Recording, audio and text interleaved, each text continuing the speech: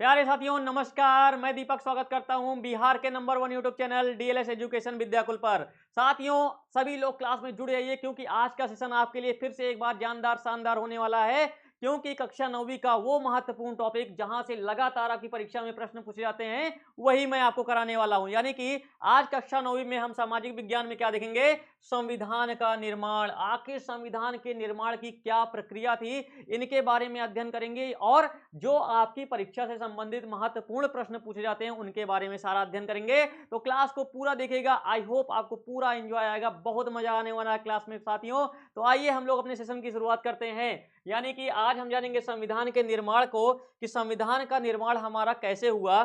तो देखिए सबसे पहले यहां दिख रहा होगा आपको कॉन्स्टिट्यूशन ऑफ इंडिया, यानी कि भारतीय संविधान। तो भारत के संविधान, जो भारतीय संविधान है उसकी यह क्या है, पुस्तक है। भारतीय संविधान की क्या है, ये पुस्तक है ना। तो संविधान क्या होता है, सबसे पहले तो आपको अर्थ यह जानना चाहिए। आखिर किसी देश में संविधान क्या भूमिका निभाता है, इसके बारे में हमें जानना अति आवश्यक है। तो सबसे पहले तो यहाँ आपके सामने जो है ना, संविधान का अर्थ आपको अति आवश्यक है जानना कि संविधान आखिर होता क्या है, संविधान होता क्या है। तो देखिए जब भी आपसे पूछा जाएगा कि संविधान क्या होता है, संविधान, तो संविधान क्या बताओगे आप। तो संविधान का मतलब सिर्फ और सिर्फ इतना होता है कि नियम और कानून की पुस्तक। क्या होता है, नियम और कानून की पुस्तक को क्या कहा जाता है, संविधान कहा जाता है। आप इस तरीके से याद रख सकते हैं, नियम और कानून की जो पुस्तक होती है उसे क्या कहा जाता है, संविधान कहा जाता है। तो आप सीधा सा मतलब इतना निकाल सकते हैं कि किसी भी देश को चलाने के लिए जिन नियम और कानून की आवश्यकता होती है, या कि आप कह सकते हो कि किसी देश को चलाने के लिए जिन नियम और कानून की आवश्यकता होती है उसे क्या कहा जाता है, संविधान कहा जाता है। आई होप आपको संविधान के बारे में समझ में आ गया होगा। तो जब संविधान आप पुस्तक कभी देखा होगा आपने, संविधान की पुस्तक को खोलते हैं तो सबसे पहले पृष्ठ आपको क्या दिखता है। तो सबसे पहले तो पृष्ठ आपको दिखता है कि उद्देशिका, यानी कि आपके संविधान का, हमारा जो संविधान है उसका उद्देश्य क्या है। सीधी सी बात है, अगर आप कक्षा 9 में अभी पढ़ रहे हैं तो आपका कुछ ना कुछ एक उद्देश्य होगा ना, जिसको आप पूरे साल भर मेहनत करके पाना चाहते हो, वही क्या कहलाता है, उद्देश्य कहलाता है। तो ऐसे ही भारत के संविधान का कुछ उद्देश्य है, उद्देशिका जिसे कहा जाता है। इसे बाद में क्या कर दिया गया, प्रस्तावना कर दिया गया। इसी का नाम क्या कर दिया गया, प्रस्तावना कर दिया गया। ठीक है, इसका नाम कर दिया गया प्रस्तावना। तो देखिए आपके भारतीय के संविधान में जो पहले पृष्ठ को खोलते हो आप, तो पहले पृष्ठ पे मतलब उसका उद्देश्य लिखा हुआ है, यानी कि उद्देशिका में क्या लिखा हुआ है, हम भारत के लोग। तो आपसे प्रश्न ये भी पूछता है सीधा सा कि भारत की प्रस्तावना में पहला शब्द की शुरुआत किससे होती है, तो आप क्या बताते हो, हम भारत के लोग से। हम भारत के लोग भारत को एक संपूर्ण प्रभुत्व संपन्न, समाजवादी, धर्मनिरपेक्ष और लोकतंत्रात्मक गणराज्य बनाने के लिए तथा उसके समस्त नागरिकों को सामाजिक, आर्थिक और राजनीतिक न्याय, विचार, अभिव्यक्ति, विश्वास और धर्म और उपासना की स्वतंत्रता, प्रतिष्ठा और अवसर की समानता प्राप्त कराने के लिए तथा उन सब में व्यक्ति की गरिमा और राष्ट्र की एकता और अखंडता सुनिश्चित करने वाली बंधुता बढ़ाने के लिए दृढ़ संकल्प होकर अपनी इस संविधान सभा में 26 नवंबर 1949 को अधिनियमित 49 को एतत् द्वारा इस संविधान को अंगीकृत व अधिनियमित व और आत्मार्पित करते हैं, यानी कि समर्पित करते हैं। तो यह आपको लग रहा होगा कि गुरुजी ये क्या पढ़ दिया, हमको तो कुछ समझ में नहीं आया, है ना। तो आपको एक एक बात का अर्थ मैं समझाते हुए चलूंगा। अभी तो सिर्फ आपके लिए इतना इंपॉर्टेंट है कि हमारा भारतीय संविधान बनकर कब तैयार हुआ। तो आप लोग बताएंगे कि हमारा भारतीय संविधान जो है गुरुजी 26 नवंबर 1949 को बनकर तैयार हो गया, मतलब रख उठा बनकर। लागू कब किया गया, आप सभी को पता है 26 जनवरी 1950 से लागू किया गया। अब हम थोड़ा सा देखेंगे कि भारत का संविधान बनने की आखिर प्रक्रिया कैसे चालू हुई, है ना। तो मैंने अभी आपको भारतीय संविधान के बारे में तो बता दिया, तो आपको थोड़ा सा अध्ययन करना होगा भारतीय संविधान की निर्माण की प्रक्रिया के बारे में, है ना। भारतीय संविधान की निर्माण की प्रक्रिया के बारे में तो आपसे पूछा जाएगा कि विश्व में सबसे पहला लिखित संविधान किस देश का था। तो विश्व के सबसे पहला विश्व में सबसे पहला लिखित संविधान किस देश का था? कमेंट करके आप लोग भी बताइए किस देश का था लिखित संविधान, किस देश का था? तो आप बताओगे गुरुजी अमेरिका का था। क्या था? अमेरिका। ठीक है, तो देखिए एक समय की बात है, अमेरिका से संबंधित थोड़ा सा जान लीजिए। एक समय की बात है कि अमेरिका भी किसका गुलाम था? ब्रिटेन का। अमेरिका भी क्या था? गुलाम था ब्रिटेन का। अमेरिका किसका गुलाम था? ब्रिटेन का गुलाम था। ठीक है, जो ब्रिटेन भारत को 200 वर्षों से अधिक गुलाम करके रखा था, वही ब्रिटेन आपके यहाँ अमेरिका को भी इसने गुलाम बनाकर रखा हुआ था, है ना। तो यहाँ पर क्या हुआ, तो ब्रिटेन जो है, अमेरिका जो है आज़ाद होता है किससे? ब्रिटेन से आज़ाद हो जाता है। ब्रिटेन से आज़ाद होने के बाद इसने अपने देश को चलाने के लिए सोचा कि कुछ नियम और कानून बना लेते हैं, कुछ नियम और कानून बना लेते हैं। उसे ही क्या कहा गया? उसे ही कहा गया संविधान कहा गया। तो सबसे पहले अमेरिका ने संविधान बनाया। तो आपसे एक प्रश्न एक भी पूछता है कि अमेरिका की आज़ादी से संबंधित कौन सी घटना हुई थी? तो बोस्टन टी की घटना। आपसे पूछता है कि बोस्टन टी की घटना कहाँ हुई थी? तो बोस्टन टी की घटना हुई थी अमेरिका में। कहाँ हुई थी? अमेरिका में हुई थी। ये किससे संबंधित था? अमेरिका की आज़ादी से संबंधित था। तो ये बोस्टन टी घटना क्या थी? तो टी मतलब चाय, आप लोग जानते हो। तो यहाँ पर जो बोस्टन है, बोस्टन अमेरिका का एक शहर है। क्या है? अमेरिका का एक शहर है जहाँ से आज़ादी की क्या हुई? भावना जो है उजागर होती है। तो यहाँ पर क्या हुआ? बोस्टन में, अमेरिका के बोस्टन में लोगों ने अपना एक समूह बनाना स्टार्ट कर दिया, जहां पर लोग आकर चाय की दुकान पर मिलते थे, आकर मंत्रणा करते थे कि हमारे जो अमेरिका में है राष्ट्रवाद की भावना का कैसे जागृत करना है और कैसे हमें ब्रिटेन से आज़ाद होना है। धीरे धीरे करके समूह जो है बढ़ता गया। सिर्फ और सिर्फ जब अंग्रेज जो है अमेरिका के ऊपर निगरानी, लोगों के ऊपर निगरानी करते थे, तो यह देखते थे कि लोगों का एक समूह जो है कहाँ बैठा हुआ है? तो ये सिर्फ जाकर बैठा हुआ है कहाँ पर? तो बैठा हुआ है चाय की दुकान पर। तो इसीलिए यह अमेरिका की आज़ादी से संबंधित था। कौन सी घटना? आपसे पूछेगा तो आप कहोगे बोस्टन टी का घटना का संबंध है अमेरिका की आज़ादी से। तो देखिए अमेरिका तो आज़ाद हो जाता है। अमेरिका के आज़ाद होने के बाद अमेरिका जो है सबसे पहला संविधान भी बना लेता है। ठीक है, अमेरिका सबसे पहले संविधान बना लेता है। यहाँ अमेरिका की बात इसलिए हो रही है क्योंकि सबसे पहले विश्व में संविधान बनाने का किसी ने काम किया? तो आपके अमेरिका ने किया। और विश्व का सबसे छोटा लिखित संविधान भी किसका है? तो अमेरिका का ही है। यहाँ अमेरिका की बात करना इसलिए आवश्यक था क्योंकि यहाँ से आपके परीक्षा में प्रश्न पूछे जाते हैं। तो अब आप समझेंगे कि भारत में आखिर संविधान सभा की मांग कैसे उठी। भारत में आखिर संविधान सभा की मांग कैसे उठी, है ना। भारत में संविधान सभा की मांग कैसे उठी? तो देखिए बात है कि आपको पता ही है कि जो 1600 में कंपनी आ गई थी, है ना। देखिए आपको थोड़ा सा डिटेल में समझना होगा कि 1600 ईस्वी में क्या हो गया था? ईस्ट इंडिया कंपनी की स्थापना हुई। ईस्ट इंडिया कंपनी की स्थापना होती है दिसंबर 1600 में। कंपनी की स्थापना होती है। ये आपको क्यों बता रहा हूं मैं? क्योंकि अंग्रेजों के आने का जो प्रमुख उद्देश्य था भारत का, वो आने का उद्देश्य क्या था? व्यापार करना था। कंपनी के माध्यम से भारत आए थे ये, तो भारत में व्यापार करना था। पहली बार कंपनी के ऊपर नियम बनाया गया। पहली बार कंपनी के ऊपर एक नियम लगाया गया। पहली बार कंपनी के ऊपर क्या लगाया गया? नियम लगाया गया। ये क्या था? नियम लगाया गया मतलब ये क्या था? पहली बार कंपनी के ऊपर नियम लगाया गया 1773 के अधिनियम के द्वारा। 1773 के अधिनियम के द्वारा। इसको बहुत डिटेल में नहीं समझेंगे, मैं थोड़ा थोड़ा बताते चलूंगा। ये क्या था? 1600 में आती है कंपनी। 1608 में जो है कंपनी की स्थापना हो जाती है। कहाँ पर? सूरत में। उसके बाद पहली जो है कंपनी चालू कहाँ पे होती है? मछलीपट्टनम में 1613 में हो जाती है। मतलब 1600 से 1773 के बीच में महारानी, जो ये कंपनी की स्थापना करने वाला था कौन? महारानी एलिजाबेथ। कौन था? एलिजाबेथ थी।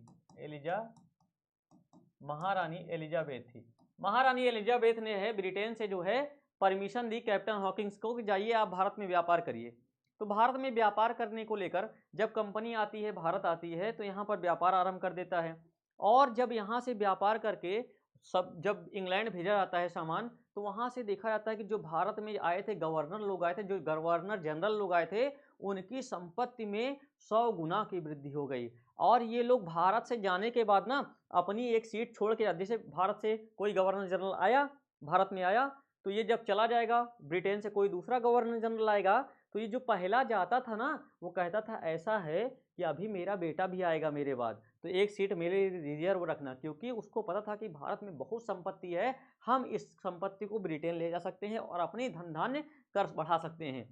तो इसमें क्या हुआ, महारानी कहती थी कि ऐसा है कि तुम लोग को मैंने परमिशन दिया हुआ है, मैं ब्रिटेन की महारानी हूँ, एक काम करो, आप लोग जो प्रॉफिट पा रहे हो, पैसा पा रहे हो, मुनाफा पा रहे हो, कुछ हमें भी तो दो। तो ये कंपनी कहती थी महारानी हमारे पास हमको तो कोई लाभ ही नहीं हो रहा है, हमें कुछ नहीं मिल रहा है पैसा वैसा।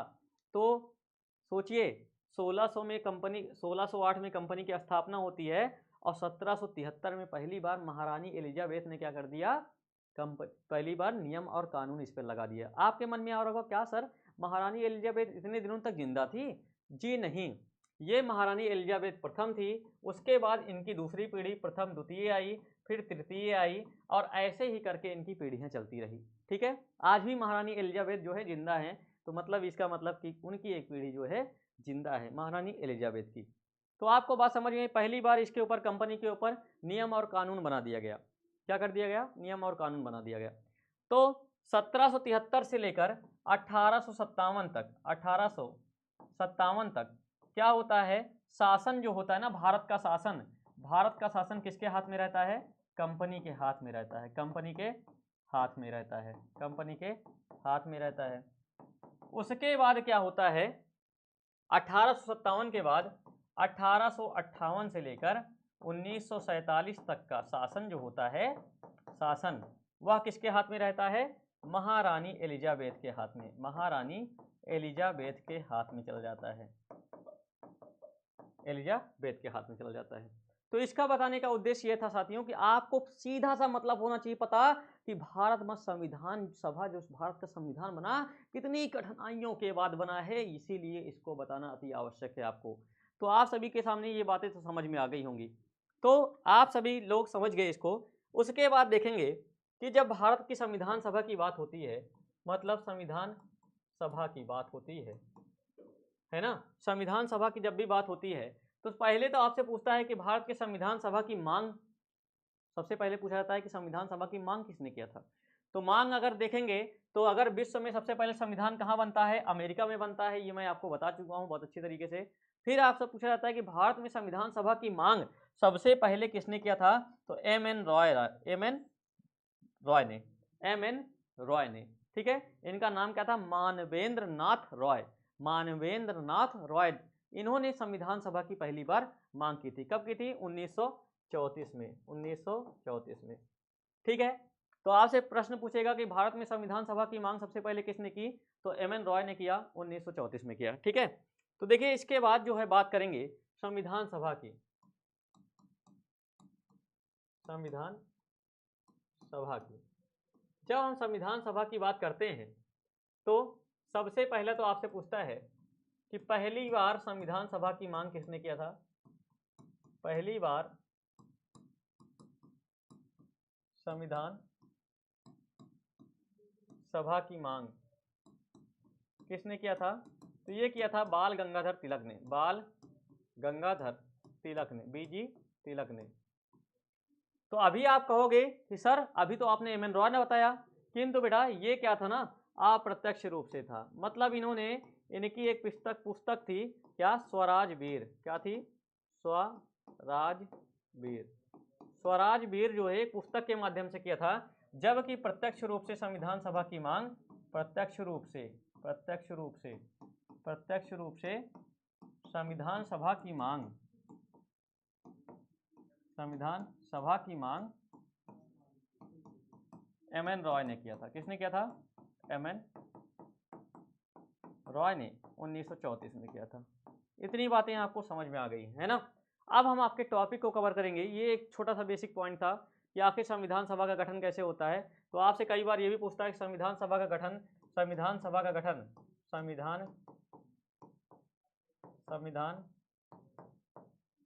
सभा का गठन किसकी सिफारिश पर लागू हुआ?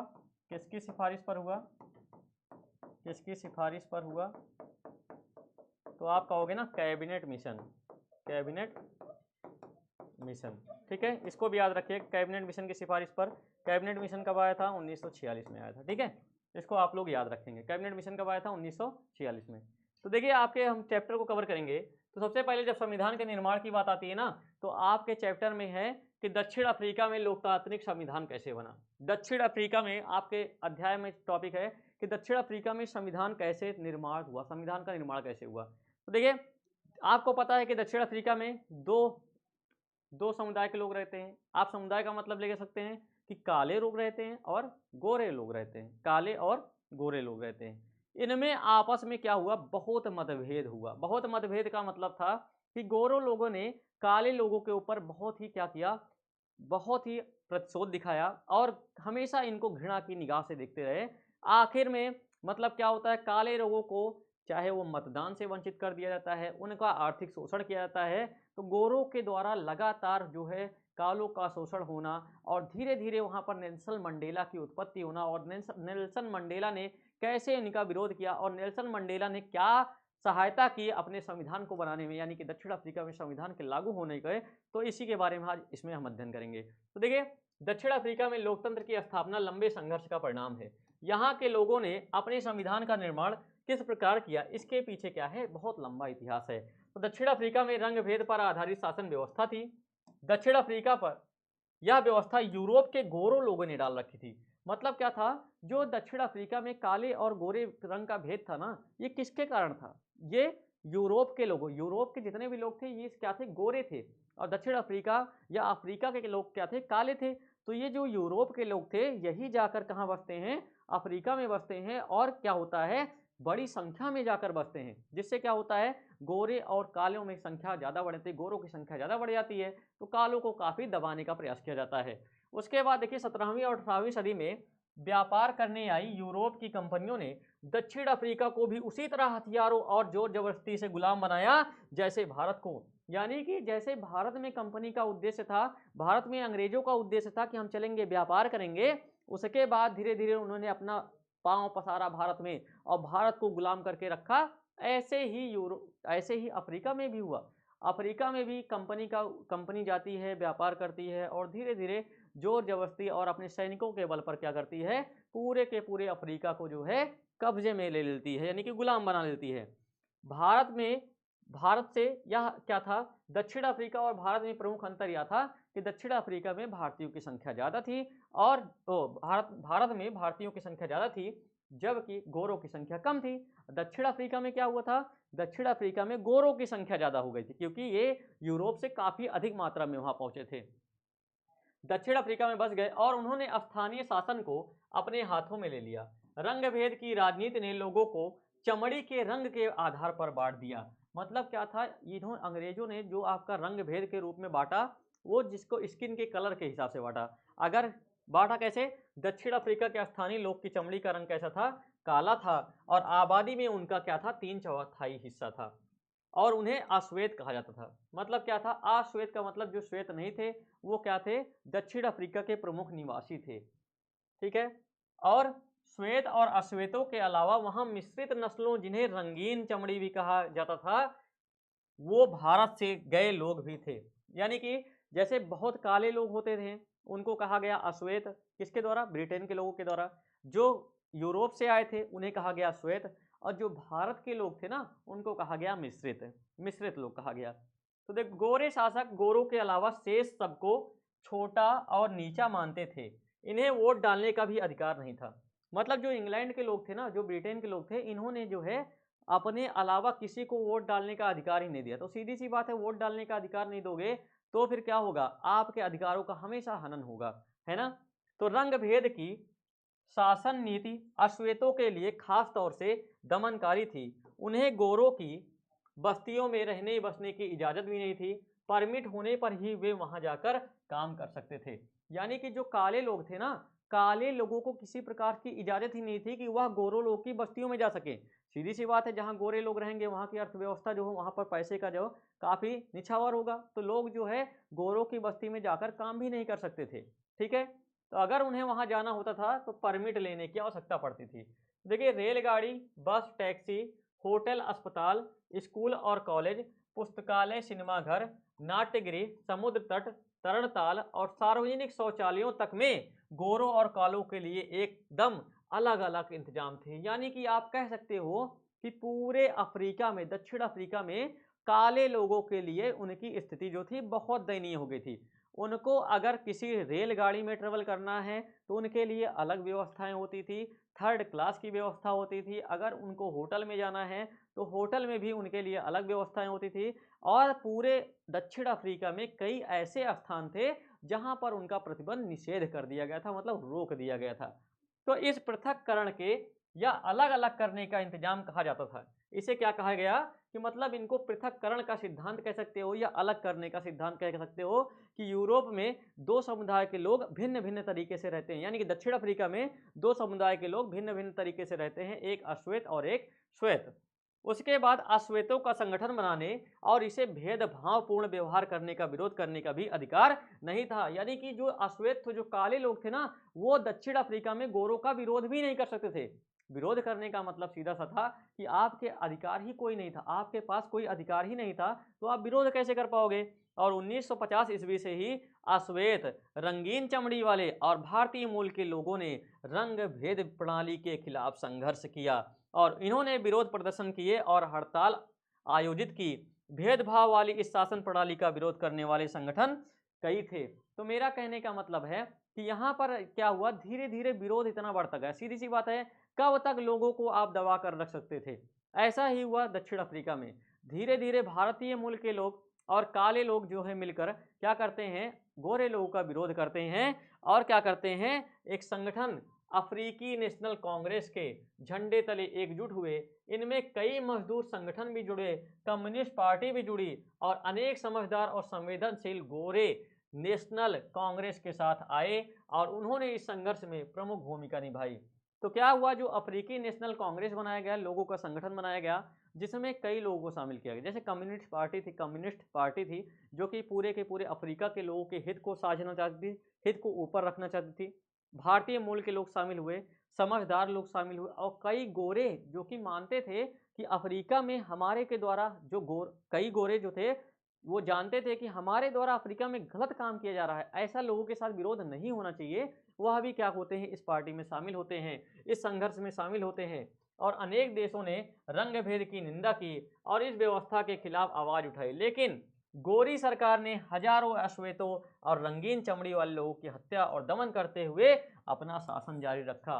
मतलब लगातार जो है ना, विरोध करने के बावजूद भी क्या किया, जो दक्षिण अफ्रीका के गोरे लोग थे वह बात ही नहीं मानते हैं भारत के लोगों को, और काले लोगों की क्या करते हैं, इनके ऊपर हंटर चला देते हैं। हंटर चलाने का मतलब इनके ऊपर गोलीबारी कर दी जाती है कि आप लोग जो है आवाज को दबा कर रखो, हमारे खिलाफ कोई आवाज नहीं उठा सकता है। तो ये क्या था, कैसे आपने देखा कि दक्षिण अफ्रीका में रंग भेद की नीति ने अपना उग्र स्वरूप धारण कर लिया। अब आइए हम थोड़ा सा आगे चर्चा करेंगे किसकी, नेल्सन मंडेला का। यहीं से उदय होता है किसका, नेल्सन मंडेला का, जिन्हें दक्षिण अफ्रीका का गांधी भी कहा जाता है। दक्षिण अफ्रीका का गांधी कहा जाता है। आप कहोगे ये नेल्सन मंडेला कौन थे, तो नेल्सन मंडेला वह व्यक्ति थे जिन्होंने अफ्रीका में रंग भेद की नीति का कड़ा विरोध किया। उसके बाद इन्होंने ही संविधान के कैसे निर्माता बनते हैं दक्षिण अफ्रीका में, आप आज के बारे में आइए अध्ययन करेंगे। ठीक है, तो नेल्सन मंडेला का परिचय और योगदान का उल्लेख हम देखेंगे। तो सबसे पहले क्या था कि रंग भेद के खिलाफ जब संघर्ष और विरोध बढ़ता गया तो सरकार को यह एहसास हो गया कि वह जोर जबरदस्ती से अश्वेतों पर अपना राज कायम नहीं कर सकती। इसीलिए गोरी सरकार ने अपनी नीतियों में बदलाव शुरू किया और भेदभाव वाले कानूनों को क्या कर लिया, वापस ले लिया। इन्होंने क्या किया, दक्षिण अफ्रीका में लोगों की हत्याएं की, कई लाखों लोग मारे जाते हैं। जब लोग मारे जाते हैं तो और जो लोग बचे हुए थे उनमें काफी गुस्सा होता है, आक्रोश होता है। इसको देखते हुए लग जाता है गोरे लोगों को कि अब अफ्रीका में जो है रंग भेद की नीति नहीं चल पाएगी। इसी के चलते ये क्या करते हैं, अपनी नीतियों में भी बदलाव करना चालू कर देते हैं। राजनीतिक दलों पर लगा प्रतिबंध और मीडिया पर लगी पाबंदियां उठा ली गईं। मतलब जिन्होंने राजनीतिक दलों पर पाबंदियां लगा रखी थी कि जो राजनीतिक दल कालों की बात करते थे उन पर अनुबंध लगा दिया गया था, प्रतिबंध लगा दिया गया था, उनसे प्रतिबंध हटा लिया जाता है। और जो मीडिया जो थे, प्रेस जो थे, जो कि राष्ट्रवाद का प्रचार करते थे, अफ्रीका में जो है काले लोगों को जगाने का काम करते थे, उनसे भी पाबंदियां हटाई गई, यानी कि कुछ राहत दी गई।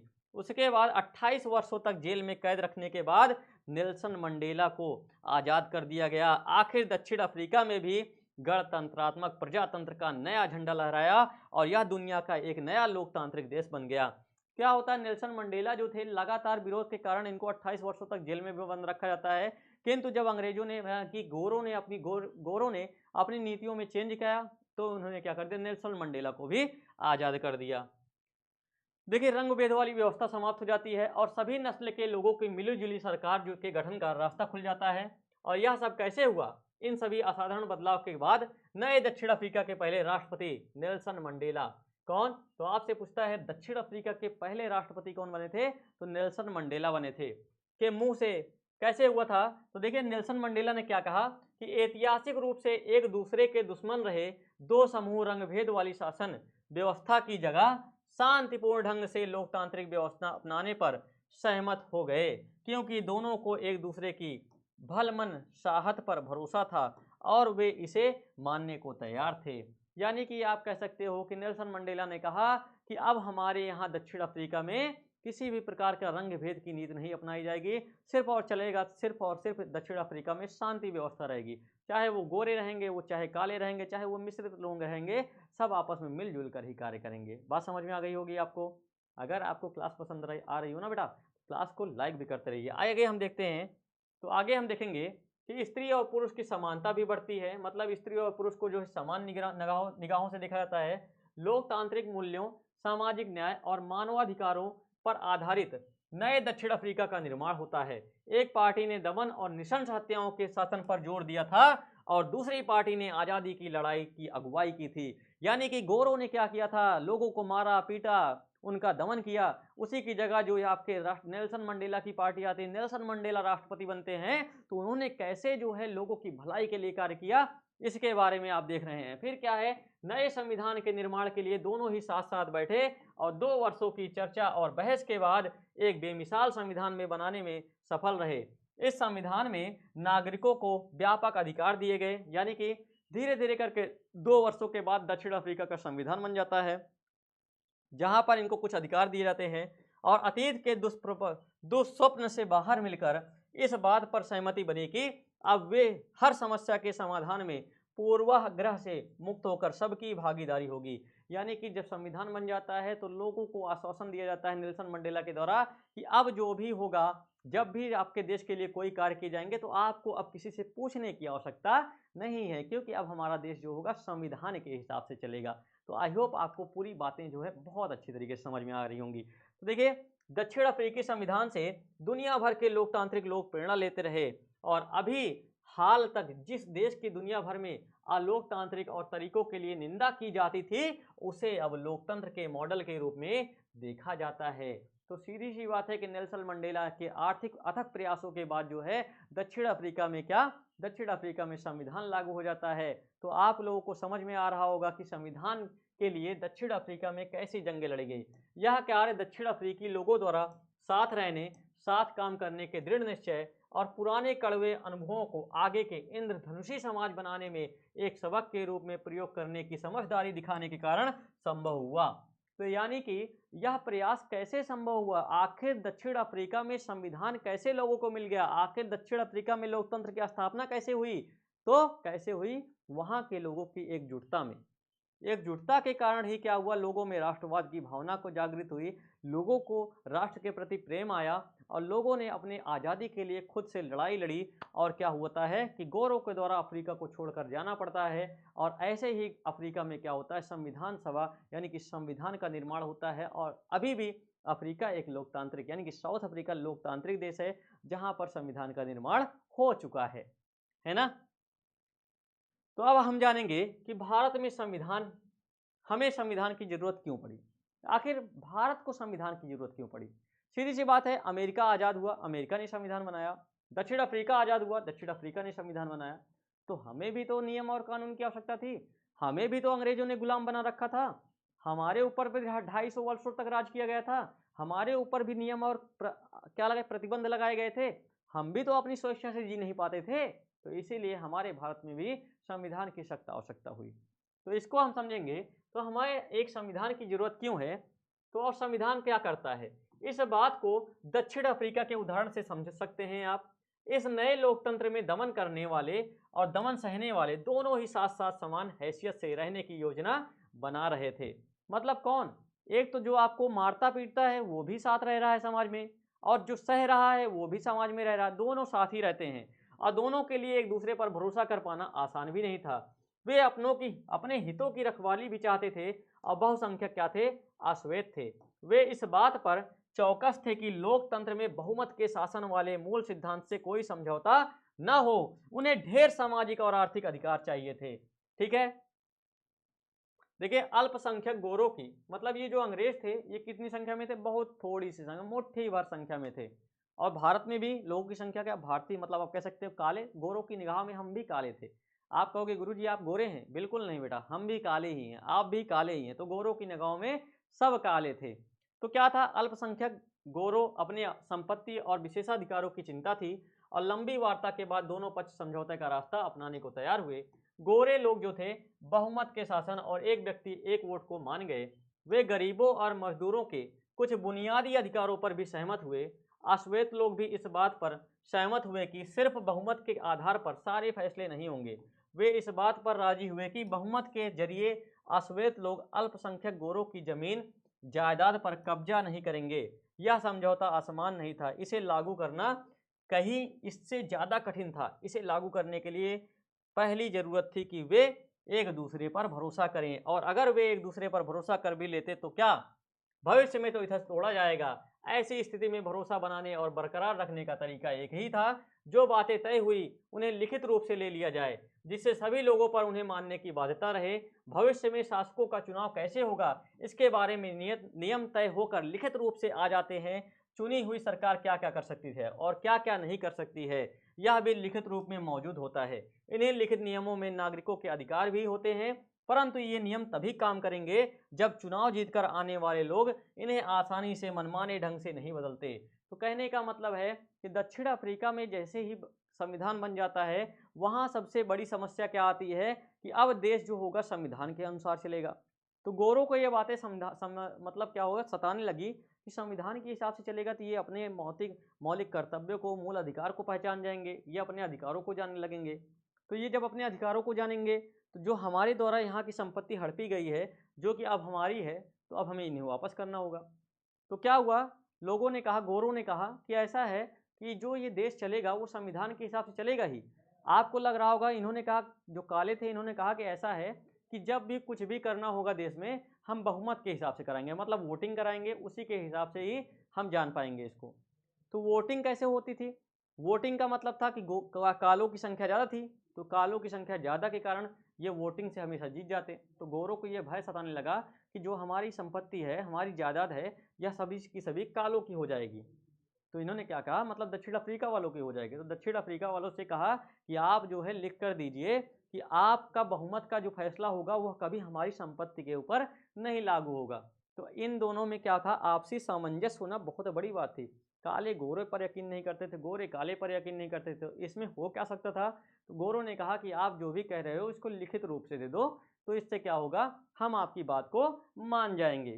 ठीक है, तो दक्षिण अफ्रीका के लोगों ने इन्हीं चीज़ों का इंतजाम किया। वे कुछ बुनियादी नियमों पर सहमत हो गए और इस बात पर भी सहमत हुए कि नियम सबसे ऊपर होंगे और कोई भी सरकार इनकी उपेक्षा नहीं कर सकती।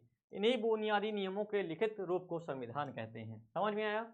तो मतलब क्या था कि गोरों के द्वारा जो कहा गया कि आप लिख कर दे दो और इसको कोई भंग नहीं कर सकता ये नियम कानून। जब नियम कानून के हिसाब से हमारा देश चलेगा, जब गोरों के द्वारा एक नियम कानून बना दिया गया, कालों को मिलकर सहमति भी हो गई, तो उसे क्या कहा गया, संविधान कहा गया।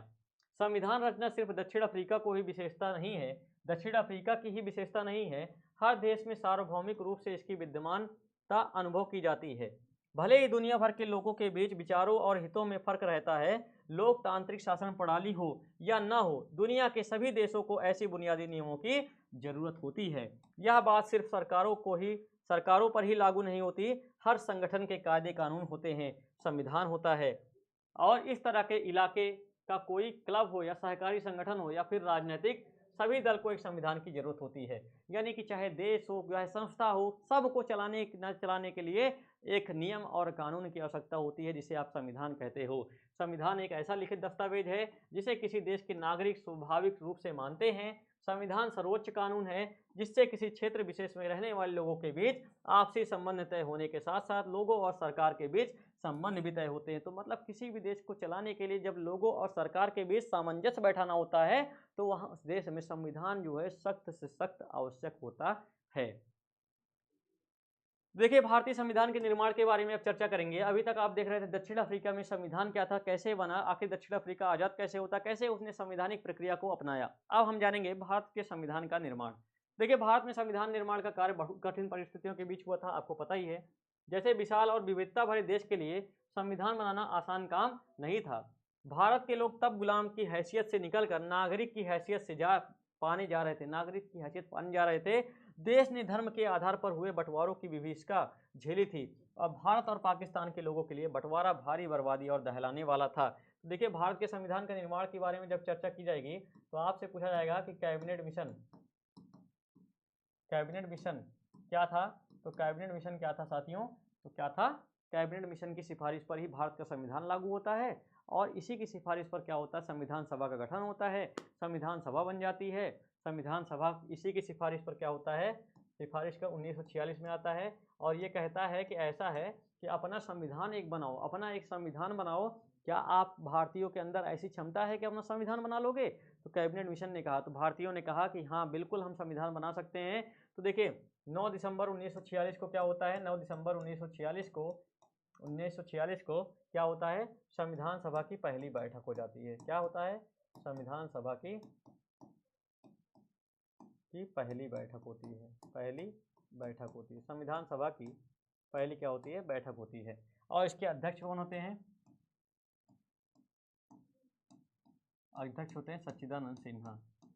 कौन होते हैं,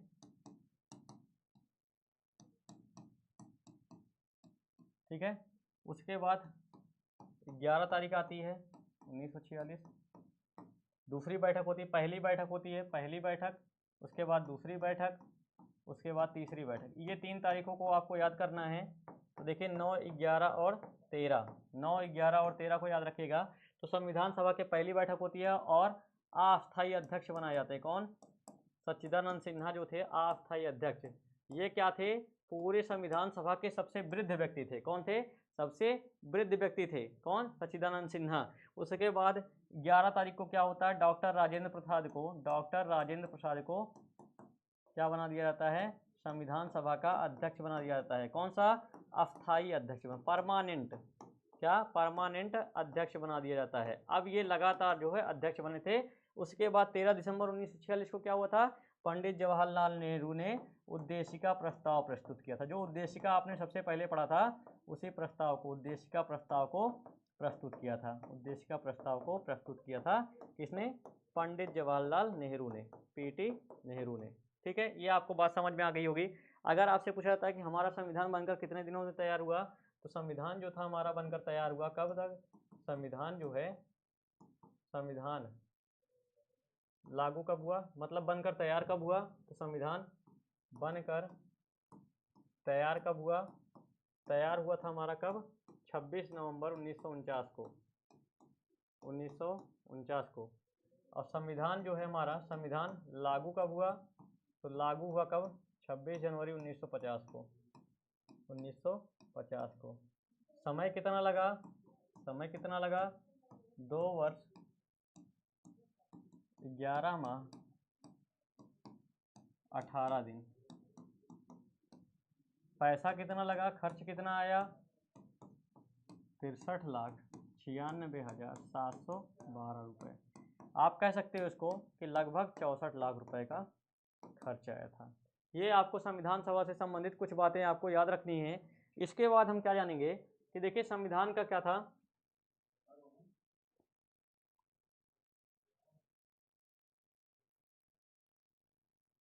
देखिए इसके बाद हम क्या जानेंगे कि जब हमारी संविधान सभा का निर्माण हो जाता है ना, जब हमारा संविधान सभा का निर्माण हो जाता है तो इसमें हम क्या जानेंगे कि संविधान सभा का निर्माण कैसे हुआ, इसके बारे में हम चर्चा करते हैं।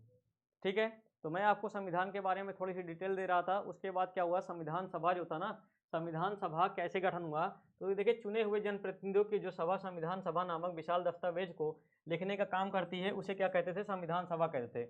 मतलब संविधान को बनाने में, संविधान को लिखने का जो काम करती थी उसे संविधान सभा कहा गया। और इस सभा के जुलाई 1946 में गठन हुआ था। संविधान सभा की पहली बैठक दिसंबर 1946 में हुई थी, अभी मैंने बताया 9 दिसंबर को हुई थी। ठीक है, इसके तत्काल बाद देश को दो हिस्सों भारत और पाकिस्तान में बांट दिया जाता है, भारत की संविधान सभा और पाकिस्तान की संविधान सभा। भारतीय संविधान सभा जो थी उसके मिलने वाली सभा में 299 सदस्य थे और इसने 26 नवंबर 1949 को अपना काम जो है पूरा भी कर लिया। संविधान 26 जनवरी 1950 को लागू हुआ और इसी दिन की याद में क्या करते हैं, 26 जनवरी को गणतंत्र दिवस भी मनाते हैं। ठीक है, तो इस सभा द्वारा 50 साल से भी पहले बनाए गए संविधान को हम क्यों मानते हैं, इसके पीछे कारण है कि संविधान सिर्फ संविधान सभा के सदस्यों के विचारों को ही व्यक्त नहीं करता है, बल्कि यह अपने समय की व्यापक सहमतियों को भी व्यक्त करता है। पिछली आधी सदी से ज़्यादा की अवधि में अनेक सामाजिक समूहों ने संविधान के कुछ प्रावधानों पर सवाल उठाए, पर किसी भी सामाजिक समूह या राजनीतिक दल ने खुद संविधान की वैधता पर सवाल नहीं उठाया। यानी कि हमारा संविधान जो था बहुत व्यापक रूप से तैयार होता, बहुत कड़ी मेहनत के बाद से तैयार हुआ।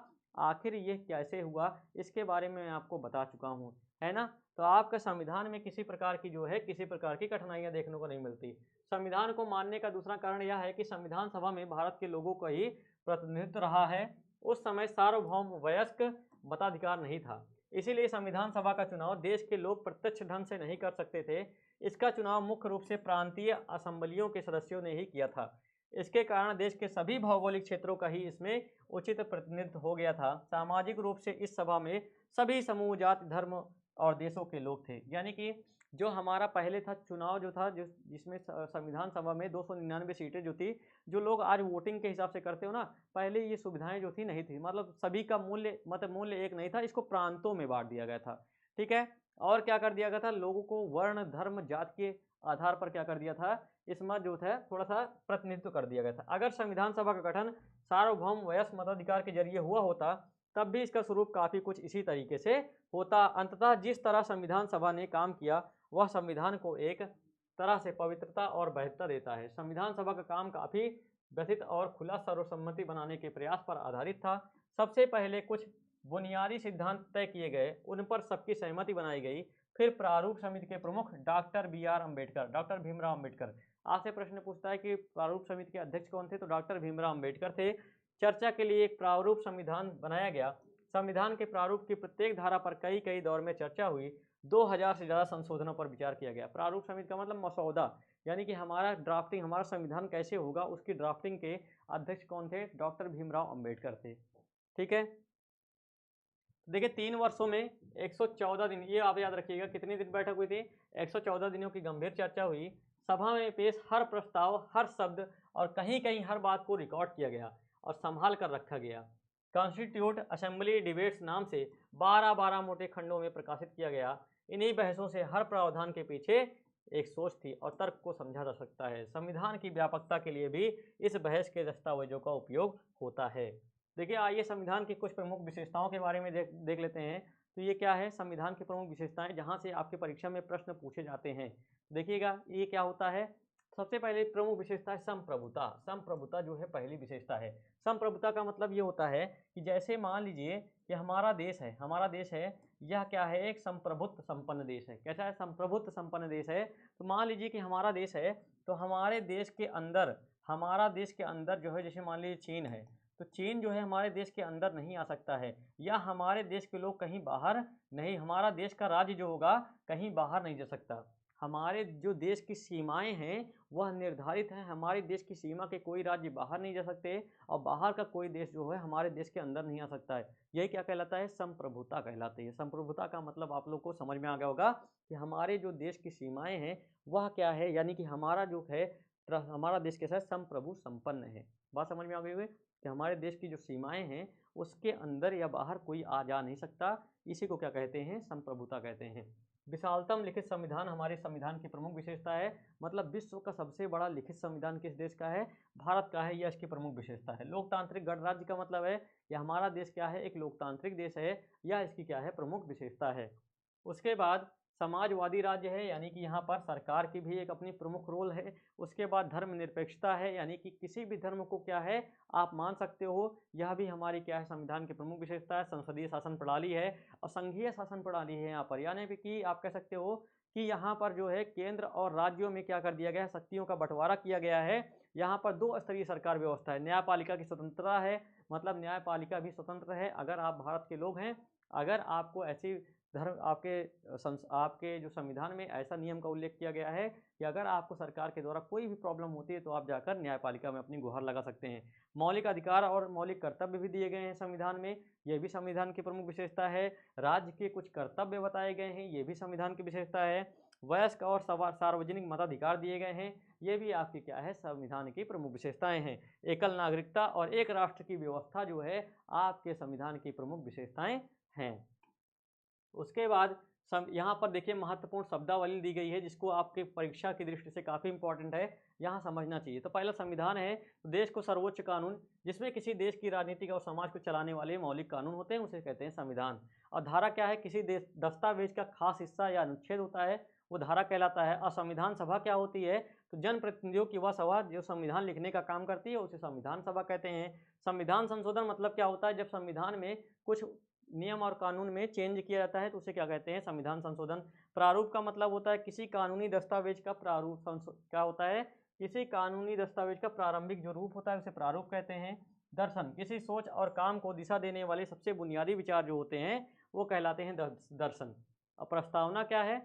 तो संविधान का वह कथन जिसमें कोई अपने संविधान के बुनियादी मूल्य और धारणाओं को स्पष्ट ढंग से कहता है उसे कहते हैं प्रस्तावना। और रंग भेद का मतलब होता है कि जब आप जो है रंगों में भेद करने लगो उसे कहते हैं रंग भेद। मतलब क्या? चमड़ियों में, मतलब गोरे और कालों में भेद करना ही क्या कहलाया? रंग भेद। और देशद्रोह क्या था? देश की सरकार को उखाड़ फेंकने की कोशिश करना का अपराध जो होता है उसे कहते हैं देशद्रोह। तो आई होप आपको क्लास में सारी बातें मेरे द्वारा जो बताई गई समझ में आ गया होगा। अगर आपको क्लास पसंद आई हो तो क्लास को जो है लाइक कीजिएगा। चैनल को सब्सक्राइब नहीं किया है तो चैनल को सब्सक्राइब भी जरूर करिएगा। तो आप सभी लोग क्लास में जुड़े रहे। आप लोगों को क्लास कैसी लगी इसको कमेंट करके बताइएगा ज़रूर। आप सभी का बहुत बहुत धन्यवाद। अपना बहुत ख्याल रखिएगा। जय हिंद।